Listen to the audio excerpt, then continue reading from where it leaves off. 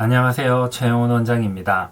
치과 치료를 받으실 때 왜 마취가 잘 안 되는지 그리고 해결 방법을 알아보도록 하겠습니다. 일단 마취를 안 하는 경우가 있겠죠. 이게 말이 되는 소리인가 싶겠지만 통증이 없다고 생각될 때나 환자가 참을 수 있다고 생각되는 치료를 할 때는 마취를 하지 않는 경우가 있습니다. 예를 들면 교정치료가 있겠죠.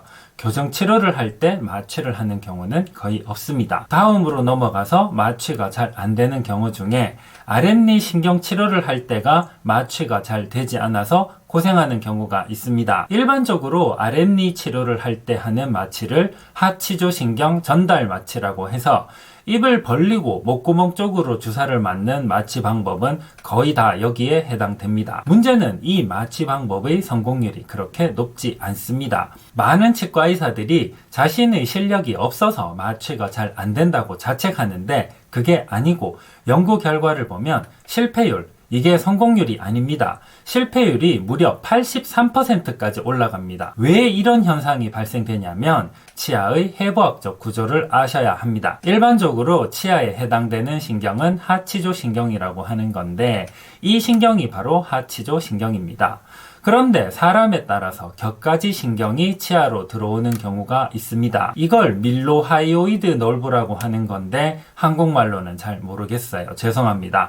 하여튼 혀 밑으로 가는 신경에서 격가지 신경이 나오면서 이게 치아로 신경이 분포하게 되는데 이게 일반적인 치아 마취법으로 이 신경 마취가 되지 않습니다. 그래서 마취를 하고 기다리면 입술도 얼얼하고 혀도 얼얼해서 마취가 잘 된 것 같은데 막상 신경치료를 하면 이 격가지 신경이 살아있으니까 아픔을 느끼게 됩니다. 그런데 같은 방법으로 아무리 추가 마취를 해봐도 이 격가지 신경은 마취가 되지 않으니까 추가로 마취약을 몇 개를 써도 큰 효과가 없습니다. 이런 문제 때문에 제가 이런 값비싼 마취 장비를 쓰는 거고 저도 경제관념이 있는데 같은 효과를 내기 위해서는 비용을 줄이는 게 저도 마찬가지입니다. 결과가 똑같은데 굳이 과잉 중복 투자를 할 필요는 없으니까요. 이 책을 보면 이게 치과 마취 교과서인데 표지 사진을 자세히 보면 마취약이 치아 주변 치조골에 들어가는 게 마취 효과가 가장 크다고 설명하고 있습니다. 실제로 치료를 해봐도 그렇고